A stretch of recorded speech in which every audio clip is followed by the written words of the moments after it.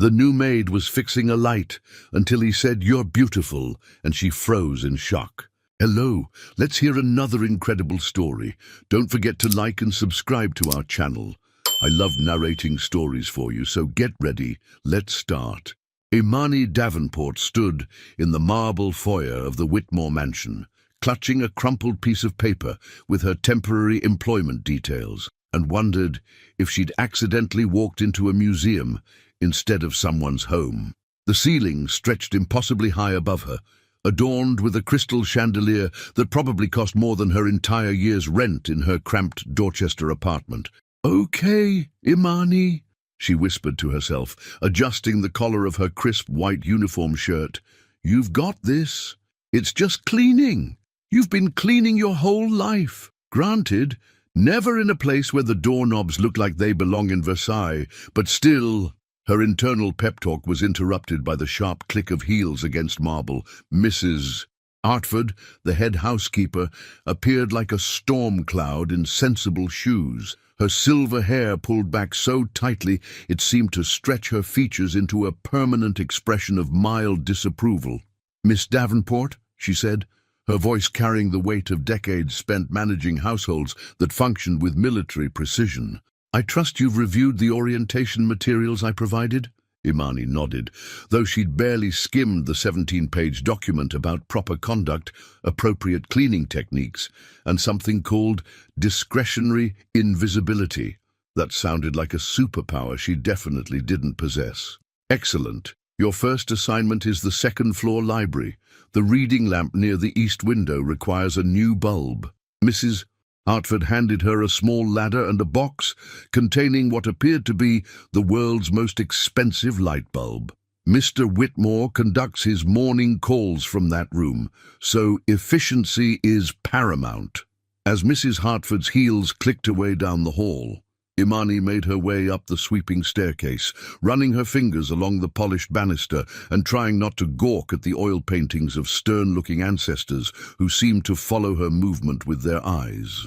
The library was a book lover's paradise, floor-to-ceiling shelves lined with leather-bound volumes, comfortable reading chairs positioned near tall windows that flooded the space with golden morning light, and the kind of silence that felt sacred. At the far end of the room, near a massive oak desk, stood the problematic lamp. Imani set up the ladder, testing its stability twice before climbing. The lamp hung at an awkward angle, requiring her to stretch precariously to reach the fixture. As she unscrewed the old bulb, she found herself humming, a habit that had gotten her in trouble at her last 3 jobs, but helped calm her nerves. "Come on, you stubborn little—" she muttered, wrestling with the bulb that seemed determined to remain in place. The ladder wobbled slightly, and she gripped the lamp fixture for balance, her heart skipping as she imagined explaining to Mrs. Hartford how she'd managed to destroy priceless antiques on her first day. That's when she heard it. A voice, low and rough around the edges, speaking from somewhere behind her. "You're beautiful." The words hit her like a physical force. Imani froze completely, her hands still wrapped around the lamp fixture, her body suddenly hyper-aware of every sensation. The slight sway of the ladder, the warmth of sunlight streaming through the window, the way her pulse had begun hammering against her throat. Beautiful. The word echoed in her mind as she tried to process what had just happened. In her 28 years, she'd been called many things: spirited, troublesome, too loud, too much. But beautiful wasn't a word that found its way to her very often, especially not delivered in a voice that sounded like aged whiskey and midnight conversations. The old bulb slipped from her suddenly nerveless fingers, falling to the hardwood floor below with a soft crash that sounded thunderous in the library's silence. The ladder swayed dangerously as she turned to look over her shoulder, her movement quick and unthinking. There, standing in the doorway like he'd materialized from one of the oil paintings downstairs, was a man who made her forget how to breathe properly. Tall, with dark hair that looked like he'd been running his fingers through it, wearing a charcoal suit that probably cost more than her car. His eyes, grey like storm clouds, were fixed on her with an intensity that made her feel simultaneously visible and transparent. This had to be Julian Whitmore. She'd seen his photo in the business section of the Globe enough times to recognize the sharp jawline and the way he held himself like he was perpetually posing for a magazine cover. But the photos hadn't captured the way he seemed to fill the entire doorway, or how his presence made the enormous library feel suddenly intimate. She started, then stopped, realizing she was still perched on a ladder, probably looking like a deer caught in headlights. I was just the light bulb. She gestured helplessly at the broken glass on the floor. Julian stepped into the room, moving with the kind of controlled grace that suggested he'd never in his life tripped over his own feet or knocked something over by accident. He glanced at the shattered bulb, then back up at her, and she caught something flickering across his features. Surprise, maybe, or amusement. "Are you hurt?" he asked, and there was genuine concern in his voice that made something warm unfurl in her chest. "No, just startled." She began climbing down the ladder, acutely conscious of his eyes following her movement. "I'll clean this up right away. Mr. Whitmore, I'm sorry about the mess." "Don't apologize," he said quietly. "I'm the one who... I didn't mean to startle you." When her feet touched solid ground, she turned to face him fully, and the impact of his proximity hit her again. He was even more imposing up close, but there was something in his expression, a softness around his eyes that seemed at odds with his corporate reputation. "I'm Imani," she said, extending her hand without thinking, then immediately second-guessing the gesture. Was she supposed to shake hands with her employer? Mrs. Hartford's orientation packet probably covered this. Julian looked at her outstretched hand for a moment before taking it, his fingers warm and slightly rough against hers. "Julian," he replied, though they both knew she already knew who he was. The handshake lasted a beat longer than necessary, and when he released her hand, Imani felt the absence of his touch like a small loss. "I should let you get back to work," he said, but he made no move to leave. "Right, work." The light bulb. She knelt to gather the pieces of broken glass, hyper-aware that he was still watching her. "This is not exactly the first impression I was hoping to make." "On the contrary," Julian said, his voice carrying a note she couldn't quite identify. "I have a feeling you're going to make quite an impression, Imani Davenport."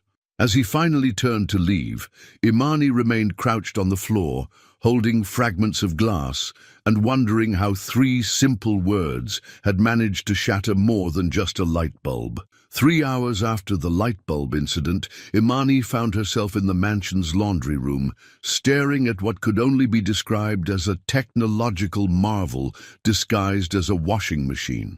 The control panel looked like something NASA might use to launch a satellite, complete with digital displays, 17 different cycle options, and buttons labeled in what she was pretty sure was German. "Okay, fancy machine," she muttered, loading in the first batch of linens. "Let's see what you've got."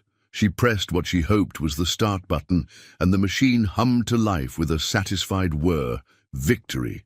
Maybe she was getting the hang of this whole high-end domestic thing after all. From upstairs, she could hear the low rumble of Julian's voice as he conducted his morning conference calls. The sound seemed to vibrate through the mansion's walls, and she found herself pausing in her work to listen, not to the words, she couldn't make them out anyway, but to the cadence of his speech, authoritative, measured, completely in control.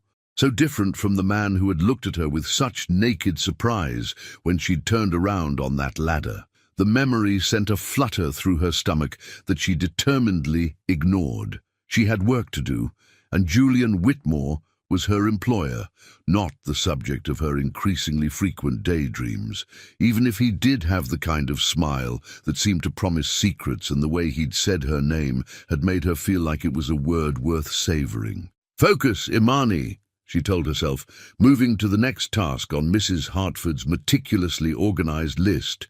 "You need this job." The next item was dusting the formal dining room, which turned out to be an exercise in navigating around furniture that probably belonged in a museum. The dining table alone could seat 20 people, surrounded by chairs that looked like they'd been designed for royalty. At the room's center hung another crystal chandelier, this one even more elaborate than the one in the foyer. As she worked, carefully maneuvering her feather duster around delicate crystal drops, she found herself humming again. This time, an old Stevie Wonder song her grandmother used to play while they cleaned house together on Saturday mornings. The melody seemed to bounce off the room's high ceilings, creating an echo that made her smile. "Signed, sealed, delivered, I'm yours," she sang softly, adding a little shoulder shimmy as she moved around the table. "Stevie Wonder." Imani spun around so quickly she nearly knocked over a priceless-looking vase. Julian stood in the doorway, leaning against the frame with his arms crossed, and for the first time since she'd met him, he looked relaxed. His tie was loosened, his jacket nowhere to be seen, and there was something approaching a smile playing at the corners of his mouth. "Oh, Mr. Whitmore, I didn't hear you come in." She clutched the feather duster to her chest like a shield. "I was just dusting and apparently providing a soundtrack. Sorry about that."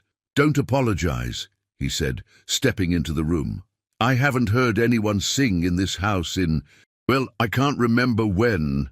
There was something almost wistful in his voice that made her tilt her head, studying his face.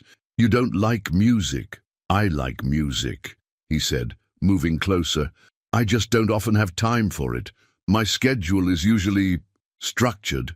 "Structured," she repeated, testing the word. "That sounds exhausting." Julian's eyebrows rose slightly, as if no one had ever suggested that his carefully ordered life might be tiring. "It's efficient." "Efficient," Imani said, nodding sagely. "But is it fun? Fun isn't really the point. Maybe that's the problem." The words slipped out before she could stop them, and she immediately wanted to take them back. Here she was, on her first day, basically telling her boss that his entire approach to life was wrong.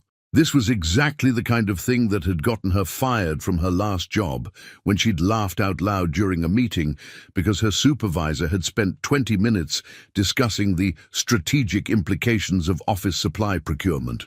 But instead of looking offended, Julian seemed genuinely curious. "What do you mean?" Imani set down the feather duster, weighing her words carefully. "I just think maybe life isn't supposed to be all about efficiency. Maybe it's supposed to be about the moments that catch you off guard, like hearing a song that makes you want to dance, or—" She paused, remembering the way he'd looked at her on the ladder, "or saying something you didn't plan to say." Julian was quiet for a long moment, his grey eyes studying her face with an intensity that made her feel like he was trying to solve a puzzle. "Is that your philosophy?" "Living for the unexpected moments. Sometimes the unexpected moments are the only ones worth living for," she said, then immediately felt her cheeks heat. "I mean, not that there's anything wrong with planning. Planning is good, very responsible, but not fun," he said, and she was surprised to hear a note of teasing in his voice. "Well, no. Planning is the opposite of fun. Planning is like scheduling your spontaneity." Julian laughed, actually laughed, and the sound transformed his entire face. Gone was the stern businessman from the corporate headshots, replaced by someone who looked younger, more alive, more human. "Scheduling spontaneity," he repeated, shaking his head. "I think I may have done exactly that. See? That's the problem with you structured types. You turn everything into a project. And what's the problem with you unstructured types?" Imani grinned. "We break expensive light bulbs and sing while we work." "Ah," Julian said, nodding seriously. "The chaos theory of housekeeping." "Exactly. Chaos with a soundtrack." From somewhere in the house, a timer chimed, and Imani's eyes widened. "Oh no, the laundry." She rushed past Julian, acutely aware that her shoulder brushed against his arm as she moved, and hurried back to the laundry room. The washing machine had finished its cycle, but when she opened the lid, her heart sank. The white sheets and towels she'd loaded were now a delicate shade of pink. "No, no, no," she muttered, pulling out the ruined linens. "This is not happening. What's wrong?" Julian's voice came from behind her, and she turned to find him standing in the doorway, concern replacing the amusement that had been in his eyes moments before. "I think I may have just turned your Egyptian cotton sheets into a cotton candy color scheme," she said, holding up a sheet that was now the color of a sunset. "I'm so sorry. I'll replace them. I promise. It'll take me a few paychecks, but—" "Imani," Julian said, cutting off her panicked rambling. "It's okay. It's not okay. These probably cost more than my car. They're just sheets." She stared at him, certain she'd misheard. "Just sheets? These are probably 1,000-thread-count Egyptian cotton just sheets." Julian stepped closer, taking the pink sheet from her hands and examining it with the same serious attention he'd probably given million-dollar contracts. You know what? I think I like them better this way." "You're just saying that to make me feel better." "I'm saying that because pink is a much more interesting color than white," he said, meeting her eyes. "And I'm beginning to think that interesting might be exactly what this house needs." As he handed the sheet back to her, their fingers brushed, and Imani felt that same electric jolt she'd experienced during their handshake. But this time, Julian didn't pull away immediately. This time, he let his fingers linger against hers, and in his eyes, she saw something that made her breath catch. Maybe chaos wasn't such a bad thing after all. By the end of her first week, Imani had managed to establish herself as both the most entertaining and most unpredictable member of the Whitmore household staff. She'd accidentally reorganized Julian's extensive book collection by color instead of alphabetical order, which he claimed looked surprisingly pleasing, set off the smoke alarm while attempting to make Mrs. Hartford a peace offering of cookies, and somehow got locked in the wine cellar for an hour before anyone noticed she was missing. But it was Tuesday morning of her second week when she encountered her greatest nemesis, the vacuum cleaner from hell. The machine sat in the supply closet like a sleek, silver predator, all curved lines and modern design. It looked more like a piece of contemporary art than a cleaning appliance, complete with digital displays and what appeared to be enough buttons to pilot a spacecraft. The instruction manual was thicker than most novels. "We meet again," Imani murmured, wheeling the beast out into the main hallway. She'd been avoiding this particular task, but Mrs. Hartford had finally cornered her with a pointed look and a reminder that the oriental rugs wouldn't clean themselves. The vacuum's cord was retractable, which seemed like a marvel of engineering until she tried to figure out how to actually get it to extend. After several minutes of button pressing and mild cursing, she managed to uncoil enough cord to reach the nearest outlet. The machine roared to life with a sound like a jet engine preparing for takeoff. "Holy!" Imani jumped backward as the vacuum seemed to lurch forward on its own, pulling her along like an overeager dog on a leash. Okay, we're going to work together here. No need to get aggressive." From his study down the hall, she could hear Julian on another conference call, his voice carrying that familiar tone of controlled authority. She tried to move the vacuum quietly, but the machine had apparently been designed by someone who believed that cleanliness required the sound level of a construction site. She managed to make it halfway across the Persian rug when the vacuum suddenly stopped responding to her guidance entirely. Instead of following her direction, it seemed to develop a mind of its own, careening toward the antique side table that held what looked like a very expensive lamp. No. Imani threw herself after the rebellious machine, managing to grab it just before it could commit what would undoubtedly be a fireable offense. The sudden stop sent her stumbling forward, and she found herself in an undignified tangle with the vacuum cord. "And is everything all right out there?" Julian's voice came from much closer than expected, and Imani looked up from her position on the floor, somehow wrapped in vacuum cord like a Christmas present, to find him standing in the hallway, phone pressed to his ear, eyebrows raised in what might have been concern or amusement. "Just me and my new best friend here having a philosophical disagreement about the nature of carpet cleaning," she said, attempting to unwrap herself with as much dignity as possible while Julian watched. "I'll have this under control in just a—" The vacuum chose that moment to spring back to life, apparently activated by her accidental contact with one of its many mysterious buttons. It lurched forward again, dragging her several feet across the marble floor before she managed to find what she hoped was the off switch. Blessed silence fell over the hallway. Julian was speaking quietly into his phone. Gentlemen, I'm going to need to call you back in 10 minutes. Something requires my immediate attention. He ended the call and slipped the phone into his pocket, his full attention now focused on Imani. "And you know," he said, moving closer and extending a hand to help her up, "most people find that vacuum quite user-friendly. Most people probably don't have a talent for turning simple tasks into extreme sports," Imani replied, accepting his help and trying to ignore the way his touch sent warmth shooting up her arm. "I'm beginning to think your house is haunted by the ghost of a very judgmental cleaning lady. Mrs.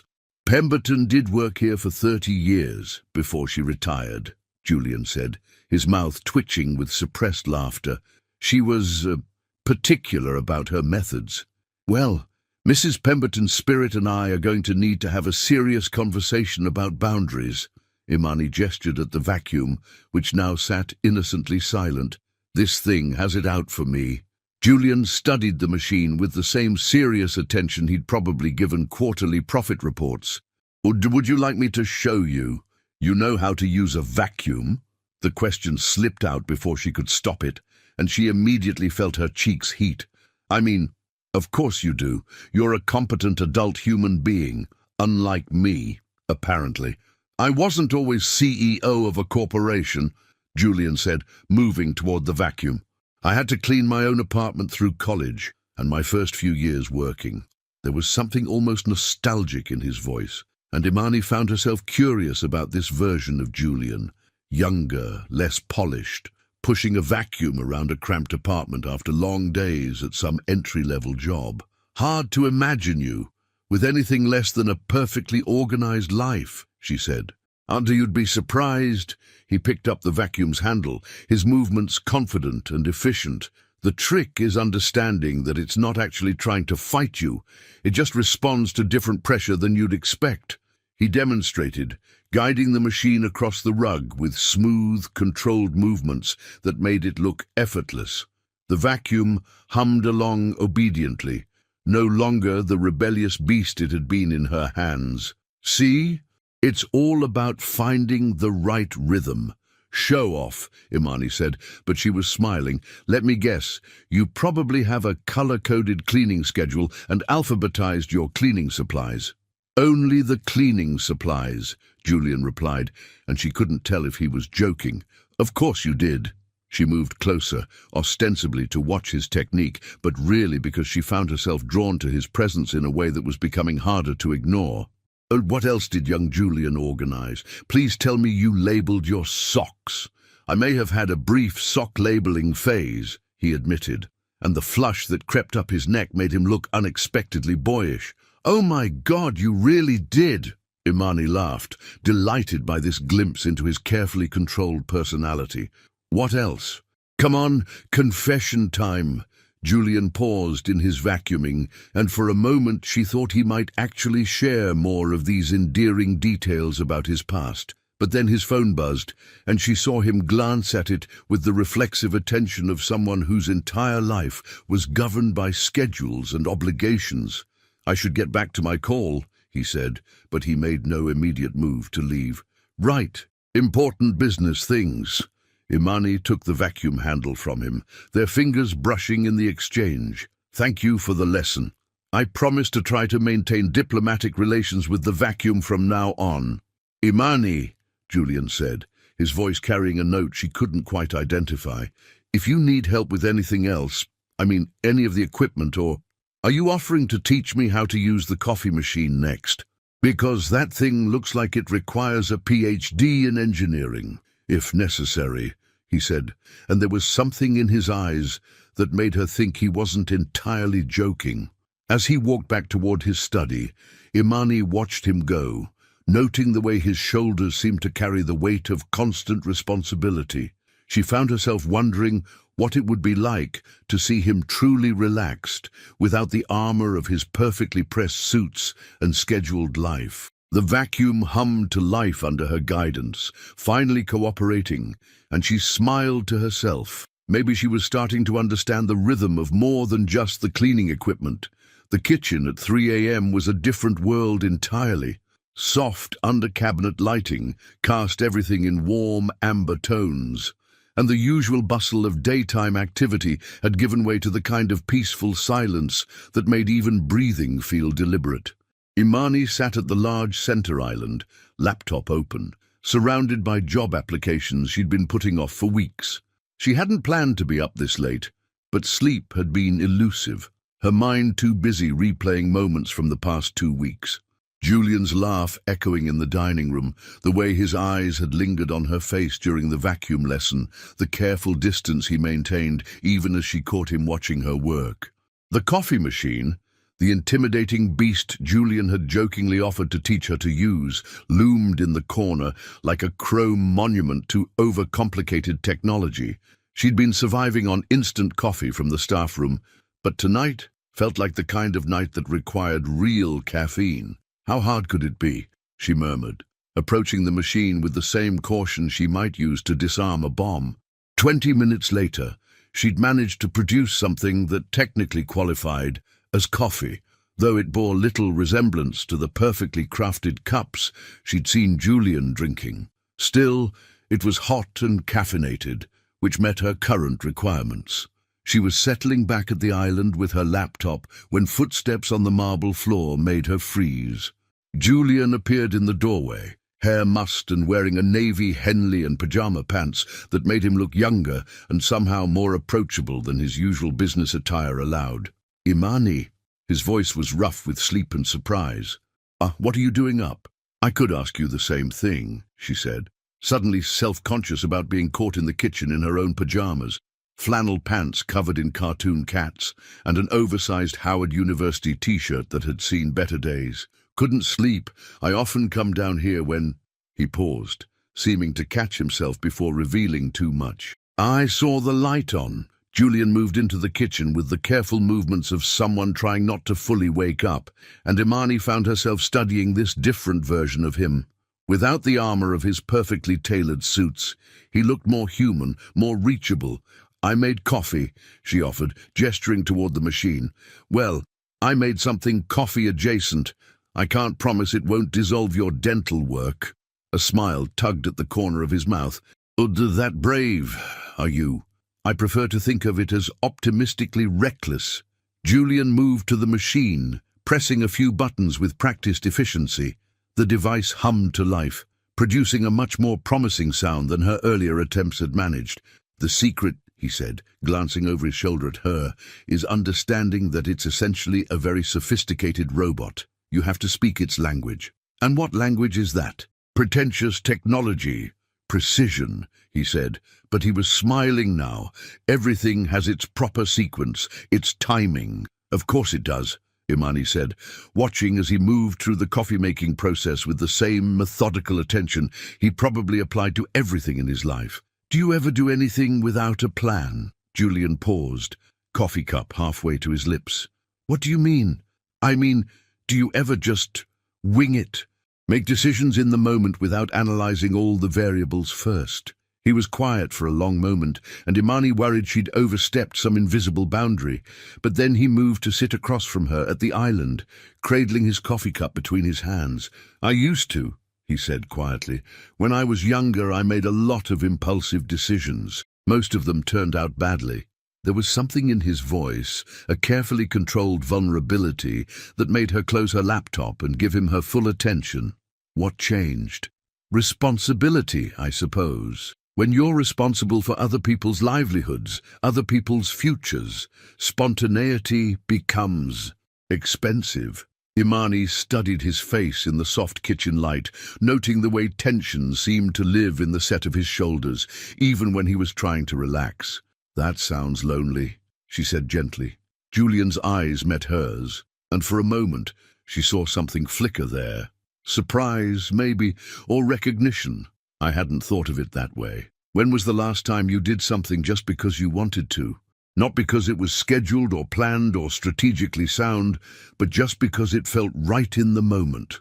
The question hung between them in the quiet kitchen, and Julian was silent for so long that Imani began to wonder if she'd pushed too far.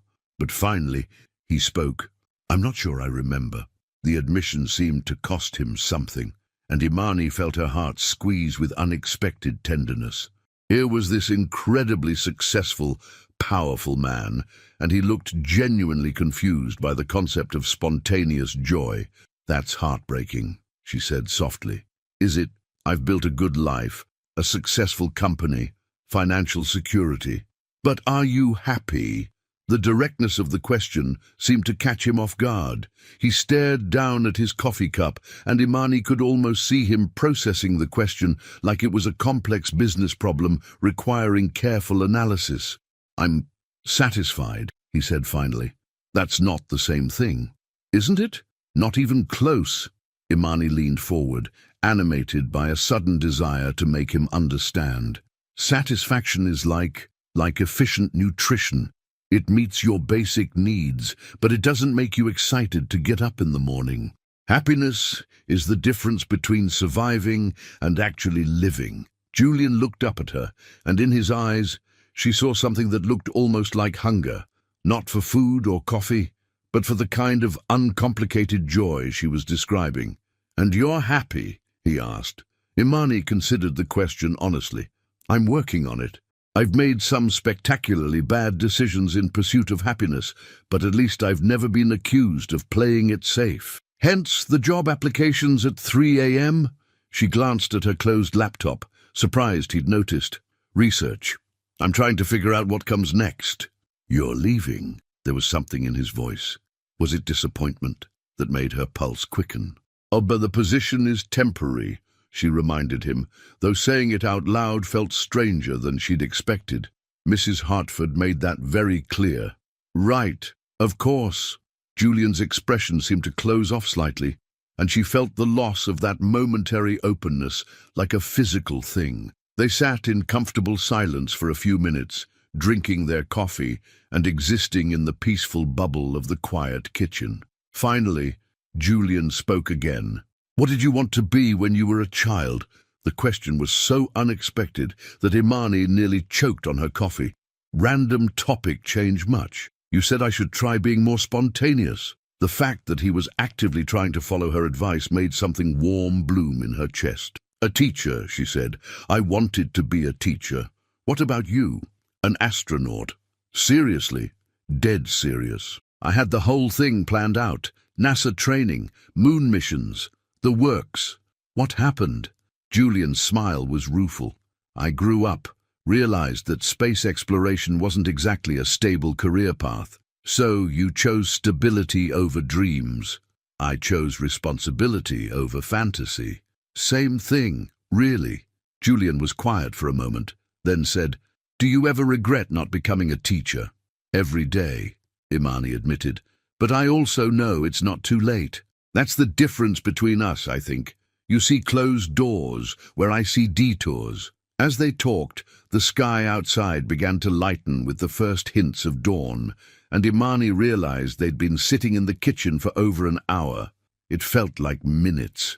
"I should let you get some sleep," Julian said, standing and rinsing his coffee cup with the same careful attention he seemed to give everything. "Julian," she said as he reached the doorway. He turned back, eyebrows raised in question.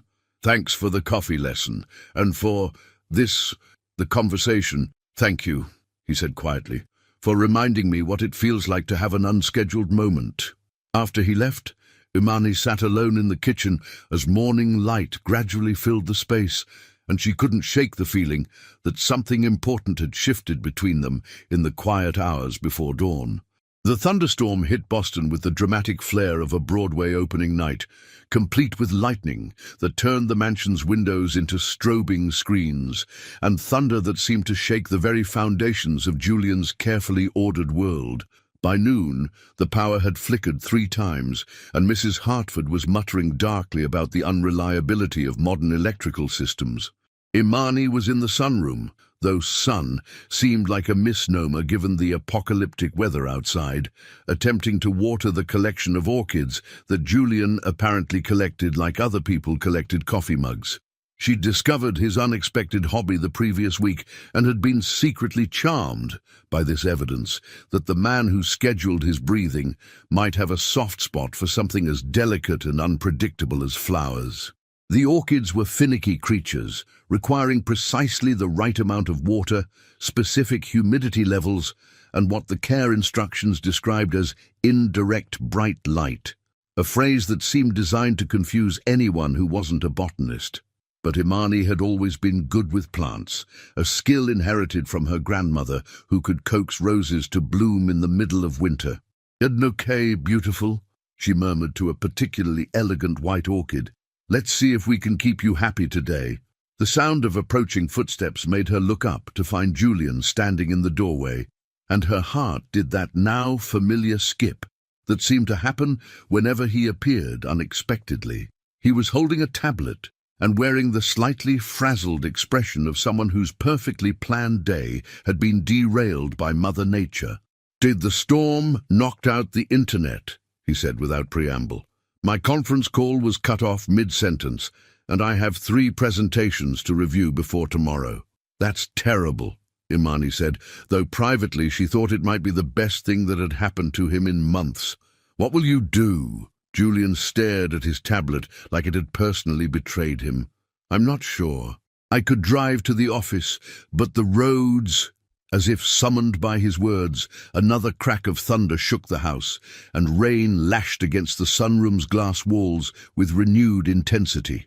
"Yeah, I don't think you're driving anywhere in this," Imani said.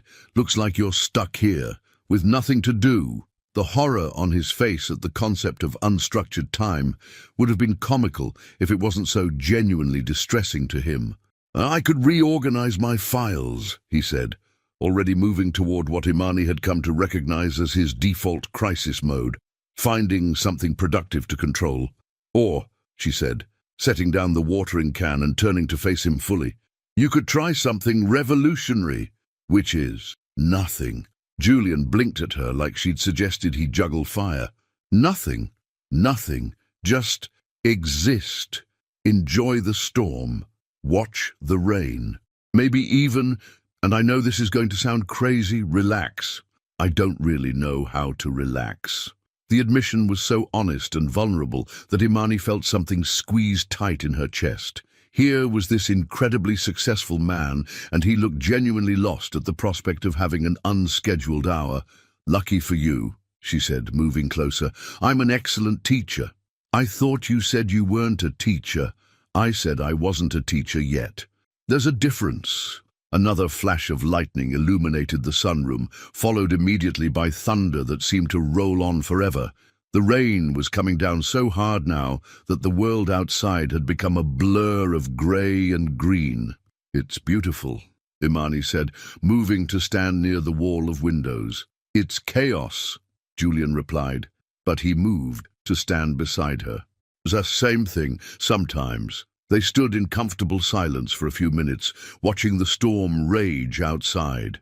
Imani was acutely aware of Julian's presence beside her, the warmth radiating from his body, the way he smelled like expensive cologne and something uniquely him, the careful way he held himself even when trying to relax. "When I was little," she said quietly, "my grandmother used to take me out in storms like this. We'd dance in the rain until we were soaked through, then come inside for hot chocolate and terrible movies. Weren't you afraid of getting struck by lightning?" "Terrified," Imani laughed, but Grandma said fear was just excitement wearing a disguise. She said if you let fear make all your decisions, you'd miss out on all the best parts of being alive. Julian was quiet for a long moment. "She sounds like a wise woman." She was. "She's also the one who taught me that happiness isn't something that happens to you. It's something you choose to create, even when everything around you is falling apart." "Is that what you're doing here, creating happiness?" The question caught her off guard with its directness. She turned to look at him, finding his grey eyes fixed on her face with an intensity that made her breath catch. "I'm trying to," she said honestly. "What about you? Are you happy here? In your perfectly organized life?" "I was content," Julian said slowly. Before what? Before you arrived and started asking questions, I don't know how to answer." The honesty in his voice made something flutter in her stomach. They were standing closer now, close enough that she could see the flecks of blue in his grey eyes, close enough to notice the way his breathing had changed. "Maybe," she said softly. "The point isn't to know the answers. Maybe the point is to be brave enough to ask the questions." Lightning flashed again, and in the brief, brilliant illumination, Julian's face was stark with something that looked like longing. When the thunder came, it seemed to shake something loose in him. "Imani," he said, her name rough on his lips. "I—" The lights went out. Complete darkness enveloped the sunroom, broken only by the intermittent flashes of lightning outside. In the sudden intimacy of the blackout, Imani could hear Julian's breathing, could sense his presence in the darkness. "Well," she said, her voice sounding unnaturally loud in the quiet, "I guess this is what your grandmother would call an adventure. My grandmother would have called this poor electrical infrastructure and inadequate backup systems." Imani laughed, and the sound seemed to break some of the tension. "Your grandmother sounds like she and mine would have gotten along famously. They both believed in being prepared for anything. The difference is, mine believed in dancing through the chaos." Another flash of lightning illuminated Julian's face, and in that brief moment, Imani saw something shift in his expression. "Teach me," he said quietly. "Teach you what? To dance through the chaos." Before she could overthink it, before she could analyze the wisdom of what she was about to do, Imani reached out in the darkness and found his hand. His fingers were warm and slightly rough, and when he squeezed gently, she felt something electric that had nothing to do with the storm outside. "The first rule," she said, pulling him gently away from the windows, "is that there are no rules. Just move." "I don't hear any music." "Then make some." And in the darkness of the sunroom, with lightning flashing outside and thunder providing a dramatic soundtrack, Imani began to hum. It was the same Stevie Wonder song she'd been singing when Julian first heard her, and after a moment she felt him begin to move with her.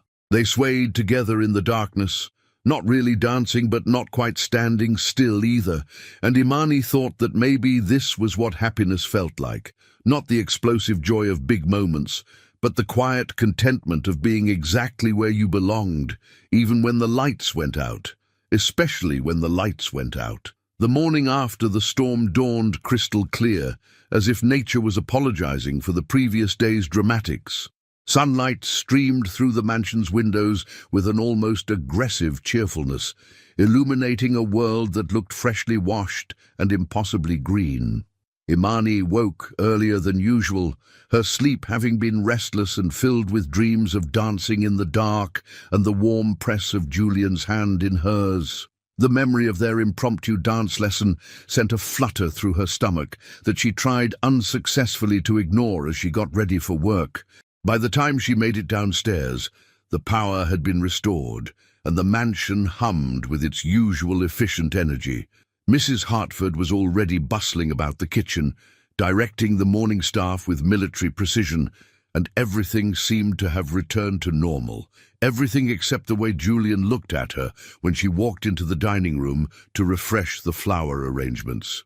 He was seated at the head of the massive table, laptop open, coffee cup at his elbow, looking every inch the composed businessman in his charcoal suit and perfectly knotted tie. But when his eyes met hers across the room, there was something different there, a warmth, an awareness that made her pulse quicken. "Good morning," he said, his voice carefully neutral in a way that somehow managed to convey the opposite of neutrality. "Morning," she replied, moving to the sideboard where yesterday's flowers drooped sadly in their crystal vase. "Looks like the storm cleared up nicely." "Yes, it did." There was a pause, filled with the weight of everything they weren't saying about the previous evening. "The internet is back up. I was able to reschedule my conference calls. Back to the regularly scheduled programming," Imani said, arranging fresh white roses, with perhaps more attention than the task required. Something like that. She could feel him watching her as she worked, and the awareness of his gaze made her fingers fumble with the flower stems. This was ridiculous. She was a grown woman, not some teenager developing a crush on the unattainable boy in chemistry class. Except Julian Whitmore was proving to be far from unattainable, and that realization was more terrifying than any storm. "Imani," Her name on his lips made her look up from the roses. "About last night, Mr. Whitmore." Mrs. Hartford's voice cut through the moment like a sword through silk. "Your assistant called. The Meridian Group meeting has been moved up to 10 o'clock. Julian's jaw tightened almost imperceptibly, and Imani saw him slip back into his professional mask as smoothly as putting on a jacket. "Thank you, Mrs. Hartford. I'll head to the office shortly." "Very good, sir." Mrs. Hartford's sharp eyes flicked between them, and Imani had the uncomfortable feeling that the older woman was cataloguing every detail of their interaction for future reference. After Mrs. Hartford swept out of the room, silence settled between them again, but it felt different now, more charged, more fragile. "You should go," Imani said quietly, turning back to the flowers. "Important business things waiting." "Right." But Julian made no move to leave. Instead, he closed his laptop and stood, moving closer to where she worked. "Imani, what happened last night?" "Was a power outage," she finished for him, not trusting herself to look at him. "People do strange things when the lights go out. It doesn't have to mean anything." The silence that followed was so complete, she could hear the soft tick of the antique clock on the mantelpiece. "And if I want it to mean something?" The quiet question made her hands still on the flower stems. Slowly, she turned to face him, and the expression in his grey eyes made her breath catch. Gone was the careful professional distance, replaced by something raw and honest that made her heart race. "Julian," she said softly, "you don't want to complicate your life with someone like me, someone like you, and someone who breaks expensive light bulbs and turns your sheets pink and doesn't know how to operate a vacuum cleaner without starting a small war. Someone who laughs in dark rooms and teaches uptight CEOs how to dance and makes everything in this house feel more alive than it has in years." The words hung between them, and Imani felt something shift in her chest, a dangerous loosening of the careful walls she'd built around her heart. "Your life is perfect," she said. "Organized, successful, predictable. I'm chaos in human form. We don't make sense." "My life isn't perfect," Julian said, stepping closer. "It's empty. It's scheduled and efficient and completely, utterly empty. And you—" He paused, seeming to search for the right words. "You make me remember what it feels like to want something I can't plan for. Julian, have dinner with me." The words came out in a rush, as if he'd been holding them back and they'd finally broken free. "Not as your employer, not as part of any schedule or obligation. Just have dinner with me, please." Imani stared at him, her heart hammering against her ribs. This was dangerous territory, the kind of emotional quicksand that could swallow everything she'd worked to build for herself. But looking at Julian, really looking at him, she saw something that made her resolve waver. Under all that controlled perfection was a man who looked like he was holding his breath, waiting for her answer. "I don't think that's a good idea," she said, but her voice lacked conviction. "Neither do I," Julian admitted, with a rueful smile. I think it's probably a terrible idea that will complicate everything and go against every principle of professional conduct I've ever believed in." "Then why?" "Because terrible ideas are the only ones worth having, apparently. At least, that's what someone very wise told me yesterday."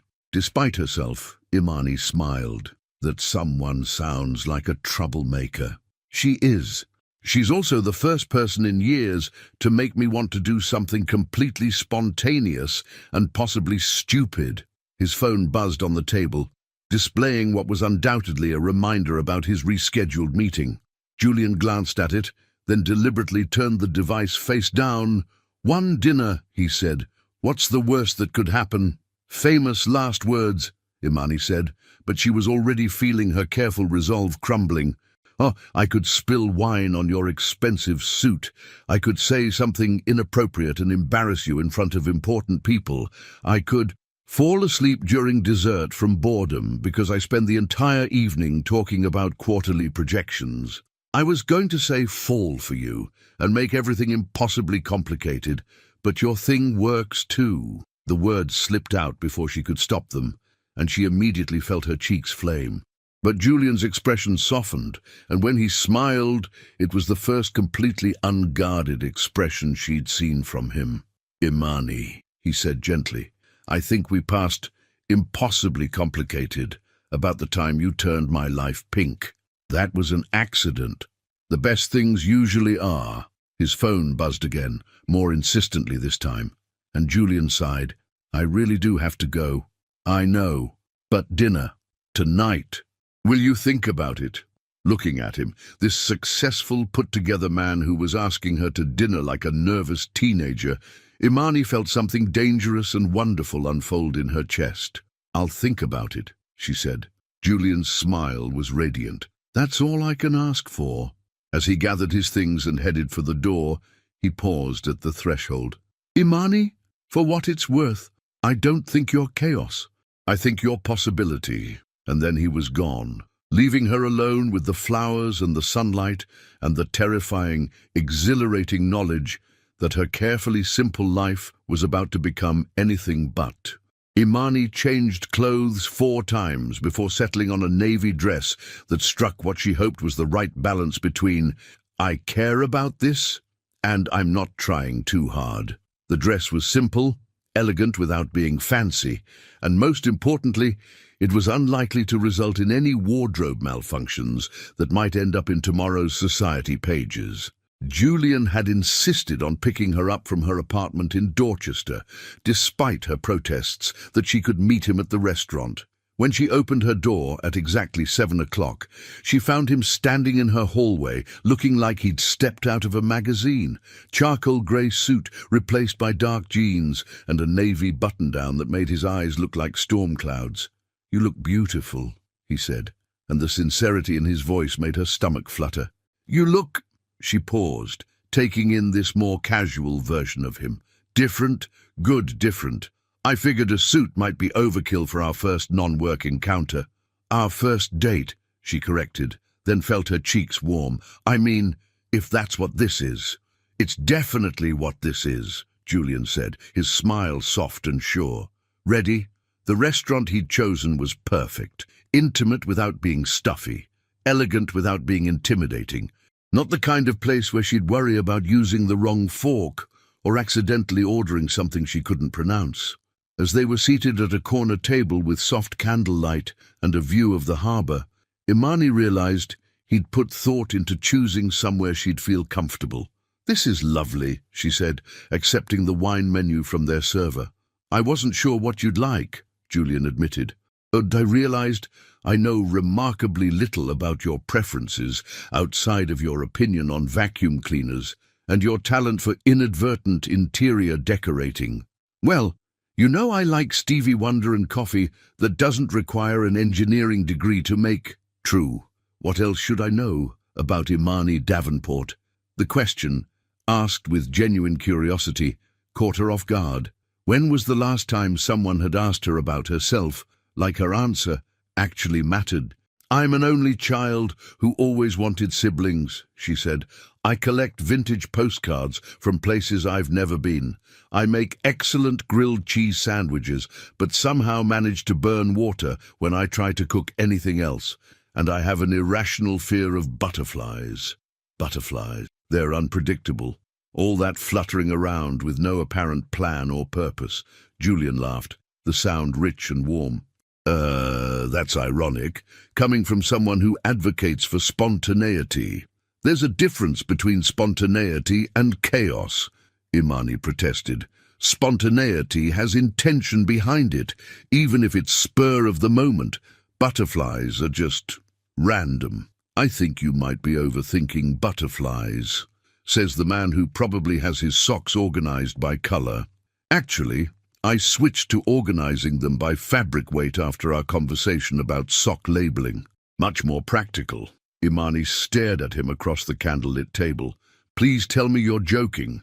"Completely serious. Cotton blends on the left, merino wool on the right. Athletic wear in a separate drawer entirely. Julian Whitmore, you are either the most charmingly neurotic man I've ever met, or you're pulling my leg. Can't it be both?" Their conversation flowed as easily as the wine, moving from silly topics to serious ones and back again. Julian told her about his childhood in Connecticut, the pressure of living up to family expectations, and his father's disappointment when he chose business school over law. Imani shared stories about growing up with her grandmother after her parents died, the string of odd jobs that had led her to his doorstep, and her dream of eventually going back to school. "Teaching," Julian said when she mentioned her long-term plans. "You'd be good at it. What makes you say that? You made me understand the difference between satisfaction and happiness in a single conversation. You taught me to use a vacuum cleaner without making me feel incompetent, and you somehow convinced me that pink sheets were an improvement." He paused, swirling his wine. "You have a gift for making people see things differently. Maybe I just have a gift for causing trouble. Maybe that's the same thing." As the evening progressed, Imani found herself studying this version of Julian, relaxed, funny, surprisingly self-deprecating. Without the armor of his business persona, he was warmer, more accessible, and devastatingly attractive in a way that made her heart race. "Can I ask you something?" she said, as they shared dessert. "Anything. What made you ask me to dinner? Really?" Julian was quiet for a moment, considering his answer. "Honestly, you scare me." "I scare you?" Imani laughed. "I'm the least scary person on the planet. I'm afraid of butterflies. Remember? You scare me because you make me want things I didn't know I was missing," he said quietly. "You walk into a room and suddenly everything feels more colorful, more alive, more worth paying attention to. I've spent so long focusing on building something secure and predictable that I forgot what it felt like to want something just because it makes me happy." The honesty in his voice made her chest tight. "And I make you happy." Terrifyingly so. They walked slowly back to his car after dinner, neither seeming eager to end the evening. The harbor was beautiful at night, lights reflecting off the water like scattered stars, and for once, Julian wasn't checking his phone or glancing at his watch. "Thank you," Imani said as they reached her building. "For dinner, for this. It was perfect, even though I spent 10 minutes explaining my sock organization system. Especially because of that." Julian walked her to her door, and as they stood in the dim hallway light, the air between them seemed to crackle with possibility. "Imani," he said softly, "I know this is complicated. I know there are a dozen reasons why this is probably a bad idea, probably more than a dozen, but I can't stop thinking about dancing with you in the dark, about the way you laugh when you're trying not to, about how everything feels different when you're around." He stepped closer, close enough that she could see the flecks of blue in his grey eyes, close enough to feel the warmth radiating from his body. "Tell me I'm not imagining this," he said. "Tell me you feel it too." Instead of answering with words, Imani rose up on her toes and kissed him. It was soft at first, tentative, but when Julian's arms came around her waist and pulled her closer, something ignited between them. He kissed her like she was oxygen, and he'd been holding his breath for years, and when they finally broke apart, both of them were breathing hard. "Definitely not imagining it," Imani whispered against his lips. Julian rested his forehead against hers, his eyes closed. "This is going to change everything." "I know. Are you ready for that?" Imani thought about her careful, simple life, about the job applications on her laptop, and the temporary nature of her position in his world. Then she looked at Julian, this brilliant, complicated man who organized his socks and asked her to teach him to dance in the dark, and made a decision that felt both terrifying and absolutely right. "And I guess we'll find out together."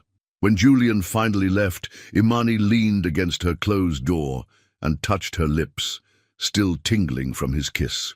Outside her window, the city lights twinkled like possibilities, and for the first time in a long time, she had no idea what tomorrow would bring. She'd never been more excited to find out. The morning after their first date, Imani arrived at work, floating on a cloud of post-kiss euphoria that lasted exactly until she walked into the kitchen and found Mrs. Hartford waiting for her with the expression of a hanging judge. "Miss Davenport," the housekeeper said, her voice carrying enough ice to freeze the harbor. We need to have a conversation. Imani's stomach dropped somewhere around her ankles. Of course, Mrs. Hartford. Is there a problem with my work? The problem, Miss Davenport, is not with your work. The problem is with your apparent confusion about the nature of your employment here. The words hit like physical blows, and Imani felt her face flush with embarrassment and something that might have been shame. She should have known this was coming, should have realized that in a house this size, with this many staff members, nothing stayed secret for long. "And I'm not sure what you mean," she said, though they both knew it was a lie. "Mr. Whitmore's car was seen in your neighborhood last evening, the same evening he cancelled his usual Tuesday night conference call with the London office." Mrs. Hartford's sharp eyes seemed to catalogue every detail of Imani's appearance, looking for evidence of guilt. "I've been managing this household for 15 years, Miss Davenport. I've seen what happens when boundaries are forgotten." "Mrs. Hartford, Let me be very clear," the older woman interrupted. "Mr. Whitmore is a good man, but he's also a busy man who sometimes makes impulsive decisions when he's under stress. The Meridian merger is approaching. He'll be traveling extensively over the next few months, and his judgment may not be as sound as usual." Each word felt carefully chosen to inflict maximum damage, and Imani found herself gripping the edge of the kitchen counter for support. "What are you saying?" "I'm saying that temporary employees who forget their place tend to find their employment becoming even more temporary than originally planned, Mrs. Hartford's voice softened slightly, but the steel underneath remained. "You seem like a nice girl, Imani. Don't let yourself become a casualty of someone else's momentary lapse in judgment." Before Imani could respond, the sound of Julian's voice echoed from the front hall, accompanied by footsteps and what sounded like rolling luggage. "Mrs. Hartford, could you have the car brought around? The flight's been moved up." The housekeeper's expression shifted instantly from stern disapproval to professional efficiency. "Of course, Mr. Whitmore. I'll call Harrison immediately." As Mrs. Hartford swept out of the kitchen, Imani stood frozen, trying to process what had just happened. Momentary lapse in judgment. The words echoed in her head like an accusation. Was that all last night had been? A mistake made by a stressed businessman who would regret it once he came to his senses. She forced herself to move, to appear busy when Julian inevitably came looking for her. But when he appeared in the kitchen doorway, looking harried and professional in his perfectly pressed suit, she felt something inside her chest crack. "Imani," he said, and his voice was warm with pleasure at seeing her. "I was hoping to catch you before I left." "Left?" The word came out smaller than she'd intended. "The Meridian Group moved up the preliminary meetings. I'm flying to Singapore tonight instead of next week." He moved closer, and she caught the familiar scent of his cologne. "I'll be gone for at least 10 days, possibly longer." That's sudden. Corporate mergers rarely follow anyone's preferred timeline. Julian paused, studying her face. "Are you all right?" "You look fine," she said quickly. "I'm just tired." "About last night, you should probably focus on your trip," Imani interrupted, Mrs. Hartford's words ringing in her ears. "Important business things." Julian's expression shifted, confusion replacing warmth. "Imani, what's wrong?" "Nothing's wrong. You have a flight to catch, and I have work to do." She turned away from him, busying herself with reorganizing already organized cleaning supplies. "Have a safe trip, Mr. Whitmore." The formal address hung between them like a wall, and she heard Julian's sharp intake of breath. "Mr. Whitmore, since when do you—" He stopped, and when he spoke again, his voice was careful, controlled. "Did something happen? Did someone say something to you?" "Like what?" "Like anything. About us." "About last night." The vulnerability in his voice made her want to turn around, to throw herself into his arms and forget everything Mrs. Hartford had said. But the older woman's words echoed too loudly. Momentary lapse in judgment, temporary employee. Don't let yourself become a casualty. "There is no you see," she said quietly. "Last night was nice, but you're you, and I'm me, and we both know this can't go anywhere." The silence that followed was so complete she could hear the kitchen clock ticking, counting down the seconds until her heart finished breaking. "I see," Julian said finally, his voice stripped of all emotion. "Well, thank you for clarifying." "Julian, Mr. Whitmore," he corrected coldly. "Odd if we're returning to formalities." She heard his footsteps retreat, heard the front door slam, heard the car pull away from the circular drive. Only then did she allow herself to turn around, to lean against the counter and slide slowly to the floor as the tears she'd been holding back finally spilled over. Mrs. Hartford found her there 20 minutes later, sitting on the kitchen floor with her knees drawn up to her chest, crying like her heart was breaking. "Because it was, oh child," the housekeeper said, her voice gentler than Imani had ever heard it. "I'm sorry, but it's better this way. Trust me." "Is it?" Imani asked through her tears. "Because it doesn't feel better. It feels like I just threw away the best thing that's ever happened to me. Sometimes the best things are the ones that hurt us most if we're not careful." Mrs. Hartford sat down on the floor beside her, an action so unexpected that Imani stopped crying in shock. "I've seen too many girls like you get their hearts broken by men like him, not because he's cruel, but because his world and yours, they don't fit together easily. He said I made him happy. I'm sure you do. But happiness and compatibility aren't the same thing, dear.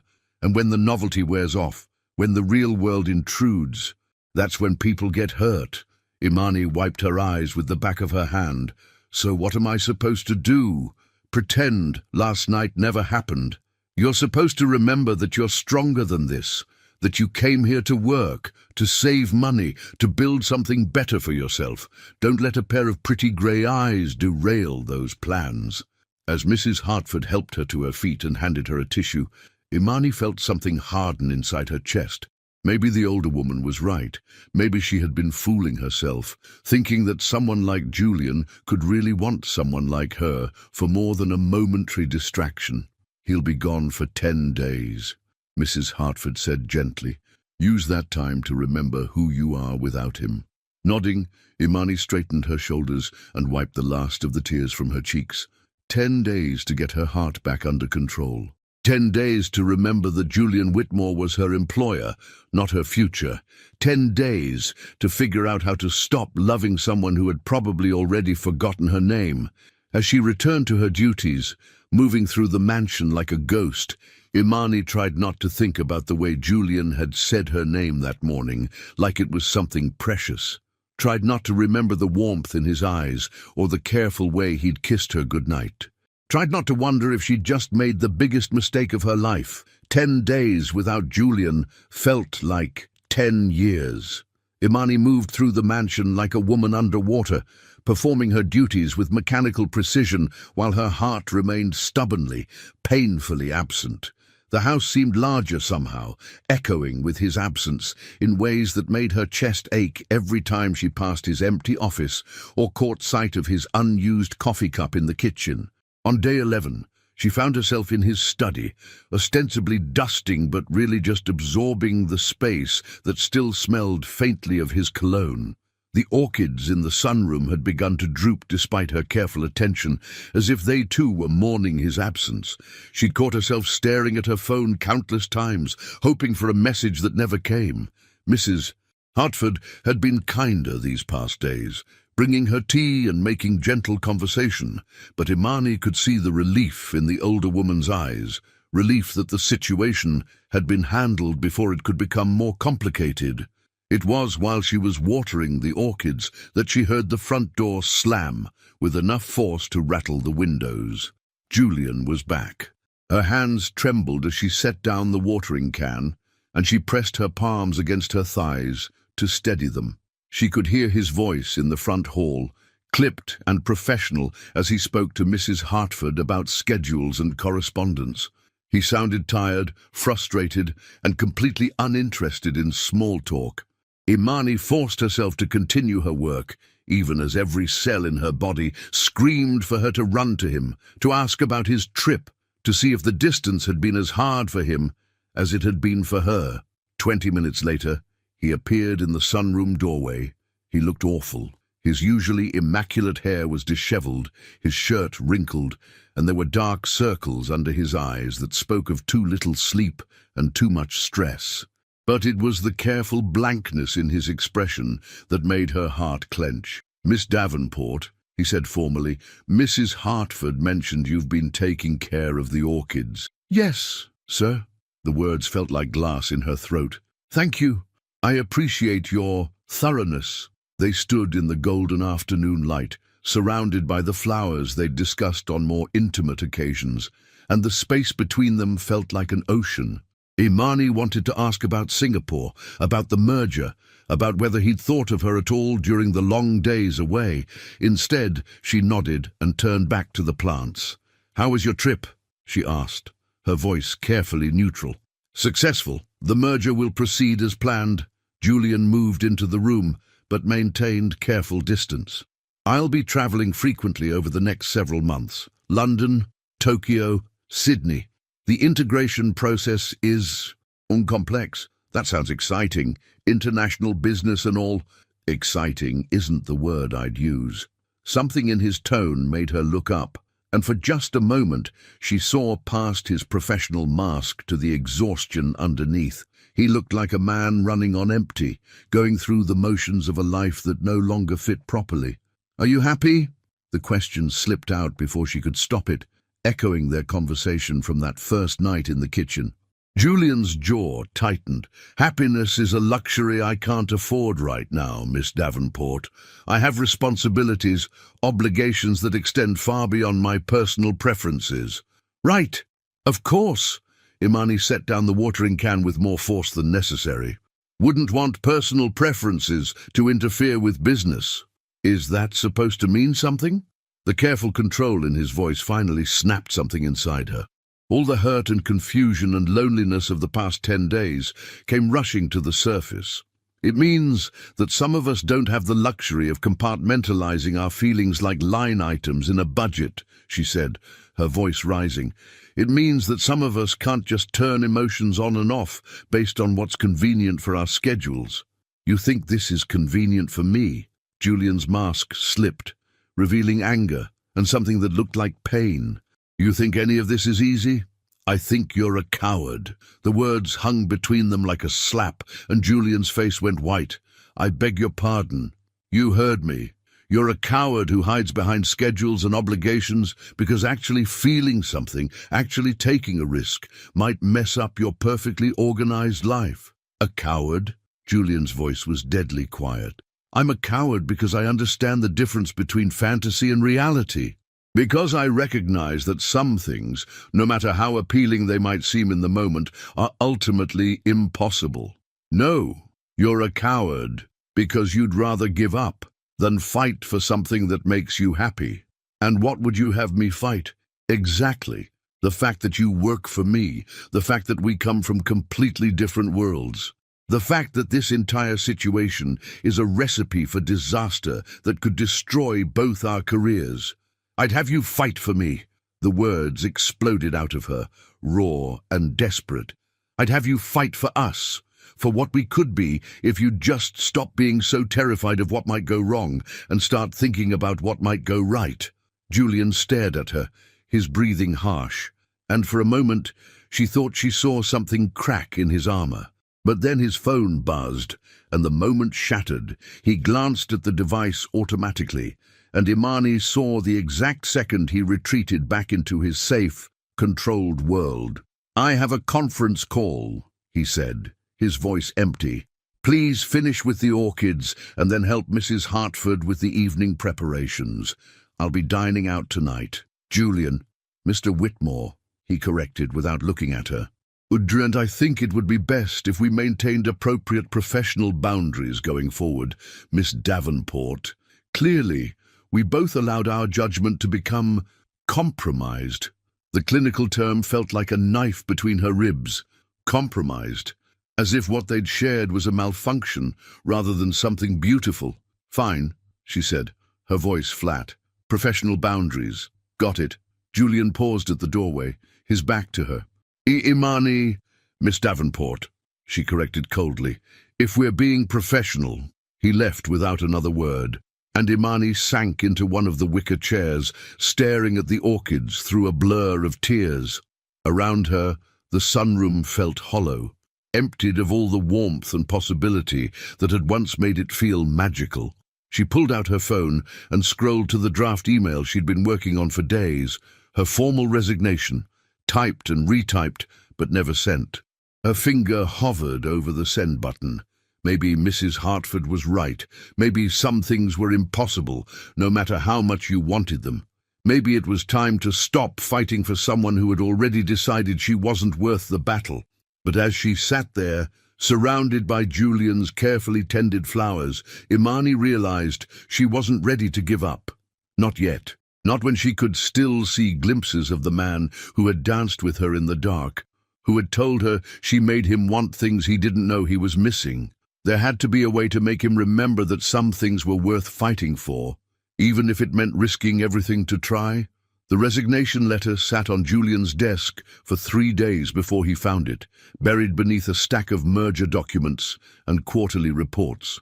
The pink paper, of course she'd used pink paper, seemed to glow against the mahogany surface, and when he unfolded it, her handwriting greeted him like a punch to the gut. "Dear Mr. Whitmore, please accept this as my formal notice of resignation from my position as temporary household staff. My last day will be Friday. Thank you for the opportunity. Sincerely, Imani Davenport, P.S. The orchids need water twice a week, not 3 times. I think I was overcompensating." Julian stared at the note, his chest tightening with something that felt like panic. She was leaving, actually leaving. The thought hit him with unexpected force, followed immediately by the realization that he'd been so buried in work, so determined to maintain professional boundaries, that he hadn't even noticed she was gone. How long had it been since he'd seen her? Since he'd heard her laugh echoing through the halls or caught her humming while she worked? The mansion felt different, quieter, greyer, emptier, like all the colour had been drained out of it. He was still staring at the letter when Mrs. Hartford knocked on his study door. "Come in," he called, not looking up. "Mr. Whitmore, about Miss Davenport's replacement." "No." The word came out sharper than he'd intended. Mrs. Hartford paused, clearly taken aback. "Sir, no replacement. We'll manage without additional temporary staff. But, sir, the household requirements can be handled by the existing staff," Julian said firmly. "Was there anything else?"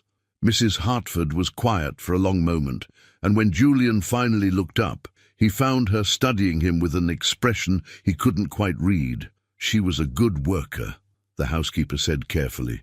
"Imani, a bit unconventional in her methods, but she had a good heart." "Yes, well, good hearts don't always translate to appropriate professional conduct." "No, sir, they don't." Mrs. Hartford moved closer to his desk. "May I speak freely, Mr. Whitmore?" Julian gestured for her to continue, though something in her tone made him wary. "I've worked for your family for 15 years. I've seen you build this company, achieve everything you set out to accomplish. But I've never seen you as happy as you were these past few weeks. Happiness is not a luxury," Mrs. Hartford interrupted gently. "It's a necessity, and that girl, she brought something to this house that's been missing for a very long time. Mrs. Hartford, she brought life, sir. Laughter, joy, things that all the success in the world can't buy." The older woman's voice softened. "And I thought I was protecting you both by encouraging her to maintain distance.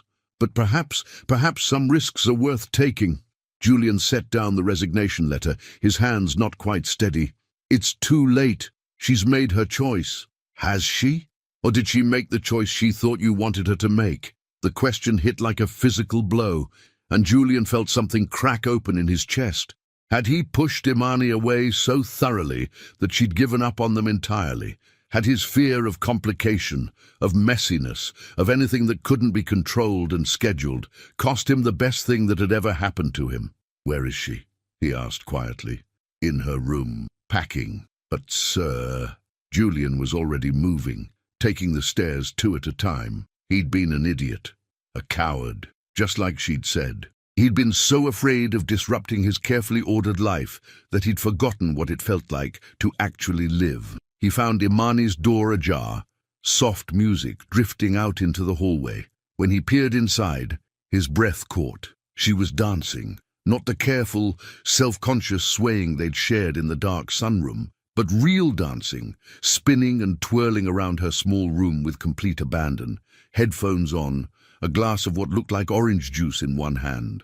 Her hair was loose around her shoulders, and she was wearing jeans and a Howard University t-shirt that made her look young and free and absolutely beautiful. This was Imani in her natural element, unguarded, unself-conscious, completely alive.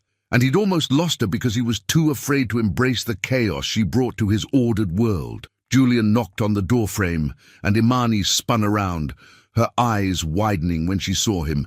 She pulled off her headphones, and the music that had been soundtrack to her private dance party spilled into the room.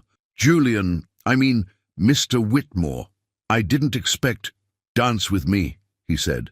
"What?" "Dance with me, please." Imani stared at him like he'd lost his mind. "I don't understand." "I'm a coward," Julian said, stepping into her room uninvited. "You were absolutely right.